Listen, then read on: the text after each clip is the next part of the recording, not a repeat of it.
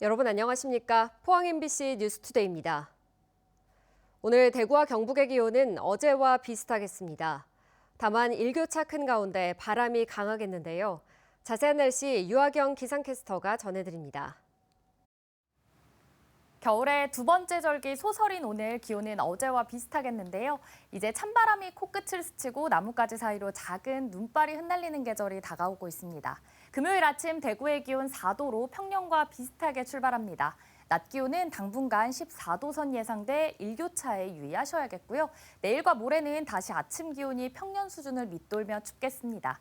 경북 내륙을 중심으로는 영하권 보이는 곳도 있겠습니다. 오늘과 내일 우리 지역은 바람이 강하게 불겠습니다. 현재 울릉도와 독도에는 강풍주의보가 발효 중인 가운데 동해안을 중심으로 강풍과 함께 높은 물결이 예상되고요. 대구와 경북에도 내일까지 순간풍속 시속 55km 내외의 강한 바람이 부는 곳이 있겠습니다. 한편 오늘도 공기질이 좋지 못한데요. 대구와 경북의 미세먼지 농도 보통 수준 예상됩니다. 내일과 모레도 일교차 큰 가운데 아침에는 쌀쌀하겠고요. 다음 주 화요일과 수요일에는 비가 내릴 전망입니다. 날씨였습니다. 1954년 독도를 침탈하려는 일본의 무장 순시함과 주민들이 격렬히 싸운 독도 대첩이 일어난 지 올해로 70주년을 맞았습니다. 당시 독도 의용 수비대원들은 변변한 무기도 없이 일본과 싸워 영토를 지켜냈습니다. 장미쁨 기자가 보도합니다. 1954년 11월 울릉도 주민 33명이 독도를 무단 침범한 일본 무장 순시함과 싸워 이긴 독도 대첩. 주민들로 구성된 독도 의용수비대는 M1 소총과 가늠자 없는 박격포로 일본을 막아냈습니다. 파괴포 있었고 경계한 총도 있었고 예망도 있었고 그래서 이용을 해가지고 하나 둘 셋 해가지고 오는 걸 쏘아가지고 조타실에다가 총격을 가하고 그 포가 배후에 떨어지고. 이를 기리는 독도 대첩 70주년 기념 행사가 울릉도에서 열렸습니다. 행사에는 독도 의용수비대 유가족 100여 명이 참석한 가운데 영령 추모와 감사패 전달이 이루어졌습니다. 독도 대첩의 고귀한 희생을 1인극으로 나타낸 기념 공연도 함께 열렸습니다. 이분들의 그 노력과 헌신으로 지켜져 온 독도의 중요성을 알리고 이 독도가 후세대에게 지켜지기를 바라는 마음에서 이 행사를 준비를 했습니다. 일본이 다시는 독도를 불법으로 침범하지 못하게 만든 독도 의용수비대의 헌신과 희생. 경상북도는 열악한 상황에서도 일본의 영토 침략에 단호히 맞선 이들의 뜻을 이어받아 독도를 확고히 지켜나가자고 밝혔습니다. MBC 뉴스 장미쁨입니다. 포항시가 선보인 공공형 택시 호출 서비스인 타보소 택시가 출시 2달 만에 안정화 단계에 접어들고 있습니다. 포항시는 현재 타보소 택시 가입자는 15,000명에 달하고 등록된 택시기사 회원 수도 꾸준히 증가하고 있다고 밝혔습니다. 시는 연말까지 사용자에게 택시 요금의 일부를 적립해주고 배차가 어려운 시간대와 지역에서 호출을 수락한 기사에게 인센티브를 제공하는 등 활성화를 통해 배차 성공률을 90% 이상으로 끌어올릴 계획입니다. 대통령과 페루 에이펙 순방을 마치고 귀국한 이철우 도지사가 내년 예산안에 대한 시정연설에 나섰는데 거센 반대 여론에도 대구 경북 행정통합에 대한 강한 추진 의지를 재차 밝혔습니다. 울진군의회가 행정통합 반대 결의안을 채택하면서 경북 기초의회 중 통합반대 입장을 공식 표명한 지역은 7곳으로 늘었습니다. 엄지원 기자입니다. 내년도 예산안과 도정 운영 방향을 밝히는 경북도의회 시정연설. 이철우 지사는 저출생과의 전쟁, 혁신 농업타운 추진, 에이펙 경주 유치, 글로컬 대학 선정 등을 올해 성과로 꼽으며 지속적인 추진을 다짐했습니다. 그러면서 변화의 역사가 필요한 시점이라며 대구 경북 행정통합을 앞으로도 흔들림 없이 추진하겠다는 의지를 재차 피력했습니다. 지금 이대로라면 미래는 잘 안 보입니다. 더 나은 미래를 위해 지금이야말로 대구 경북 통합이 필요한 시점입니다. 시도민의 의사가 가장 중요한 만큼 시도민의 소중한 뜻을 잘 새겨듣고 의회와 협력도 더욱 강화하겠습니다. 이 가운데 행정통합 반대 의견이 경북 북부권을 넘어 동해안권에서도 나오기 시작했습니다. 울진 군의회가 대구 경북 행정통합이 대구로 인구 집중화 현상을 심화시켜 낙후 지역 소멸을 앞당길 것이라며 행정통합 반대 결의안을 채택했습니다. 도내 기초의회 가운데 통합 반대 입장을 공식 표명한 건 안동, 영주, 예천, 봉화, 영양, 의성에 이어 울진이 7번째입니다. 앞서 지난 2주간 경상북도가 주최한 4차례의 권역별 설명회에서도 주민 반대가 격렬하게 표출된 상황. 하지만 경상북도는 도의 의결에 앞서 시군별, 기관 단체별 추가 설명회로 통합 여론몰이에 나선 뒤 예정대로 여론조사를 실시한다는 계획입니다. 의견 수렴 절차가 통합 추진을 위한 요식행위에 그칠 것이라는 우려가 나오는 이유입니다. 왜 주민들은 내용을 모르는 거예요. 뭔가 공론화 과정이 있어야 되잖아요. 이 중차대한 문제를 해결할 때는 우리가 너무 급하게 할 것이 아니다. 경상북도가 주민 수기 절차에 보다 많은 시간과 에너지를 들여야 한다는 지적이 계속되고 있지만 지금 분위기라면 통합안에 대한 12월 도의회 투표가 그대로 강행될 가능성이 높아 보입니다. MBC 뉴스 엄지연입니다. 경북도 의회에서는 어제 포항 지역 현안에 대한 도정 질문이 열렸는데요. 포항 제철중학교의 학구 배정 논란에서 드러난 교육 행정 문제를 시작으로 동해 가스전 개발 사업인 대왕고래 프로젝트에 대한 준비가 부족했다는 비판도 나왔습니다. 장성훈 기자가 보도합니다. 박영선 도의원은 제철중학교의 학구 배정 논란과 관련해 교육청이 손을 놓아 학부모 등 이해관계자 간의 갈등을 키웠다고 질타했습니다. 위장전이니까 통학구역 불치로 선량한 학생들이 많은 피해가 발생합니다. 그렇다면 왜 교육청과 포항교육전청에서는 이 문제에 대해서 손을 놓고 있었던 것입니까?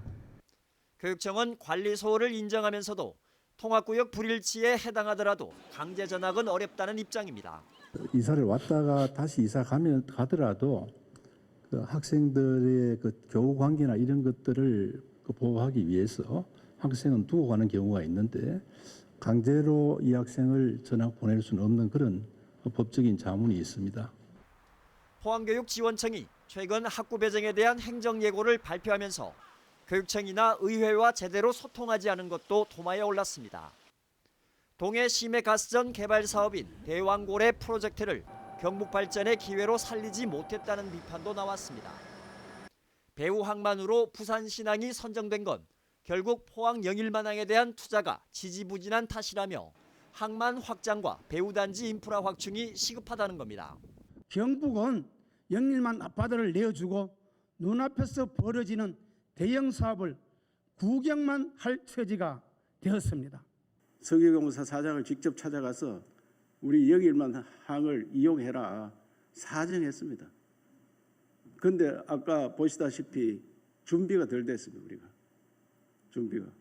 그래서 빠른 시간 내에 영일항이 제대로 되면은 여기서 가깝기 때문에 할 수밖에 없다. 그거는 다짐을 받아놨고 우리가 제도적으로 다 해놨습니다. 기후 변화로 인해 경북 농업의 아열대화가 빠르게 진행되고 있지만 행정이 변화를 따라가지 못한다는 지적도 나왔습니다. 기후위기에 대응해 품종을 연구하고 재배기술을 지원할 연구소 하나 없는 것이 현실입니다. 그동안 수차례 질의를 통해 추진을 요청했지만 움직이면 더디고 답변은 소극적입니다. 이 밖에 이번 도정 질문에서는 영일만대교 조기 건설과 소나무 재선충 피해 대책 등 지역 현안에 대한 다양한 질의와 의견이 제시됐습니다. MBC 뉴스 장성훈입니다. 포스코 노사가 11차례 임금 협상을 벌였지만 입장 차이를 좁히지 못해 중앙노동위원회로부터 조정 중지 결정을 받았습니다. 이에 따라 대표 교섭노조인 포스코 노동조합은 쟁의권을 확보하게 됐고 오는 25일 조합원을 대상으로 쟁의행위 찬반 투표를 실시할 예정입니다. 노조는 기본급 8.3% 인상, 격려금 300% 지급 등을 요구하고 있고 회사는 기본급 8만 원 이상, 일시금 600만 원 지급 등을 고수하고 있습니다.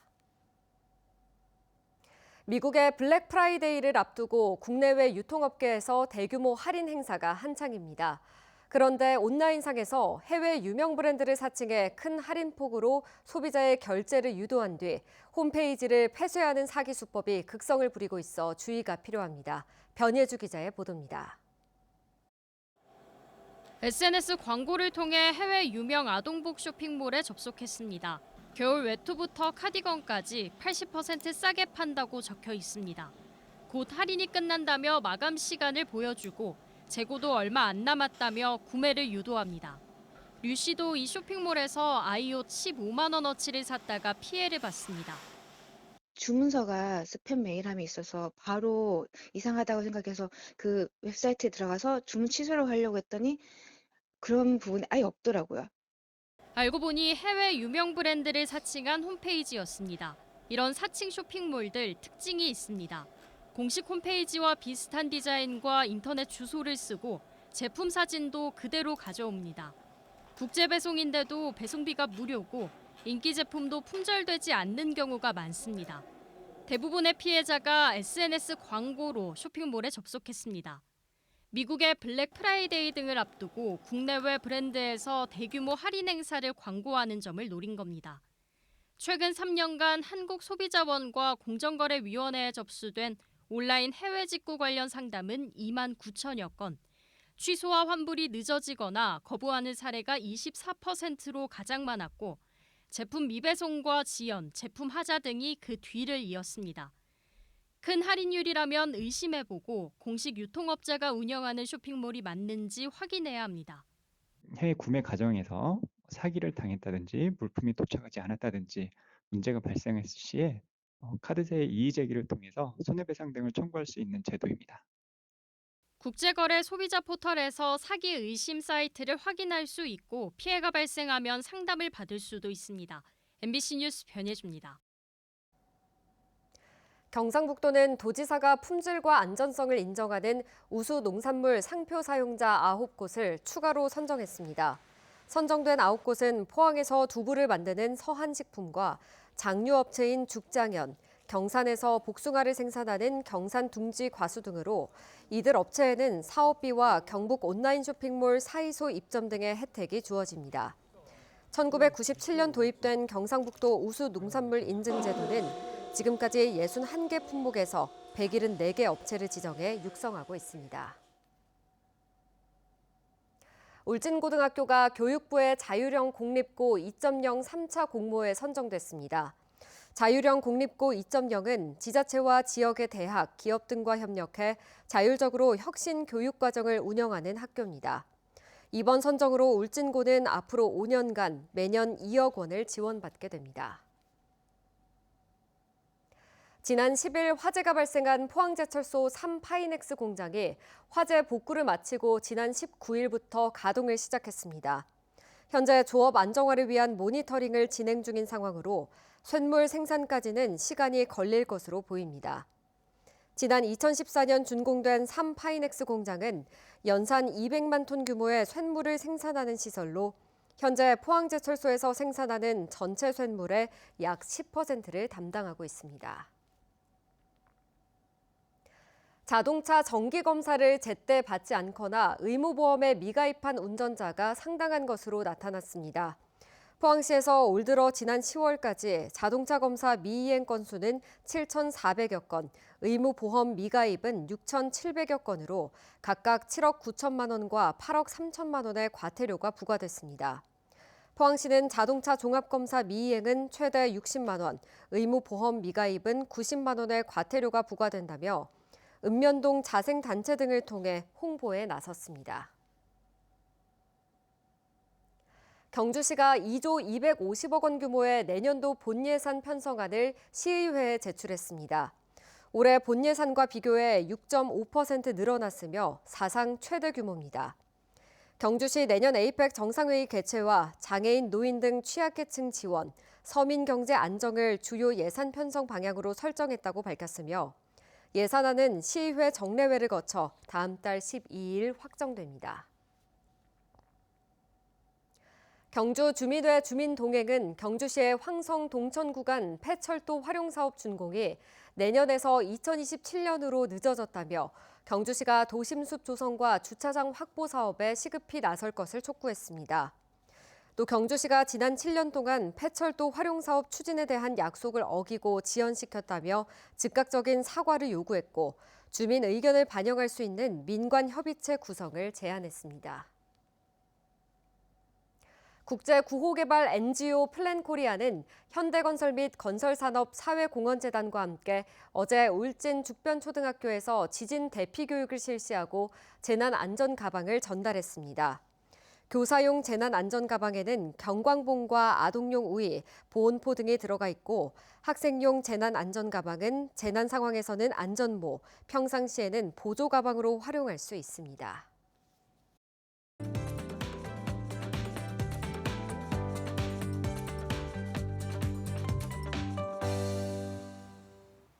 겨울의 두 번째 절기 소설인 오늘 기온은 어제와 비슷하겠는데요. 이제 찬바람이 코끝을 스치고 나뭇가지 사이로 작은 눈발이 흩날리는 계절이 다가오고 있습니다. 금요일 아침 대구의 기온은 4도로 평년과 비슷하게 출발합니다. 낮 기온은 당분간 14도 선 예상돼 일교차에 유의하셔야겠고요. 내일과 모레는 다시 아침 기온이 평년 수준을 밑돌며 춥겠습니다. 경북 내륙을 중심으로는 영하권 보이는 곳도 있겠습니다. 오늘과 내일 우리 지역은 바람이 강하게 불겠습니다. 현재 울릉도와 독도에는 강풍주의보가 발효 중인 가운데 동해안을 중심으로 강풍과 함께 높은 물결이 예상되고요. 대구와 경북에도 내일까지 순간풍속 시속 55km 내외의 강한 바람이 예상됩니다. 한편 오늘도 공기질이 좋지 못한데요. 대구와 경북의 미세먼지 농도 오늘도 보통 수준 예상됩니다. 위성 영상입니다. 오늘 전국적으로 중국 북동지방에서 동쪽으로 이동하는 고기압의 영향을 받겠습니다. 자세한 지역별 날씨 보시면 오늘 우리 지역 대체로 맑겠고요. 울릉도와 독도는 흐리겠습니다. 오늘도 아침까지는 안개가 끼어 있는 곳이 있어 안전운전하시기 바랍니다.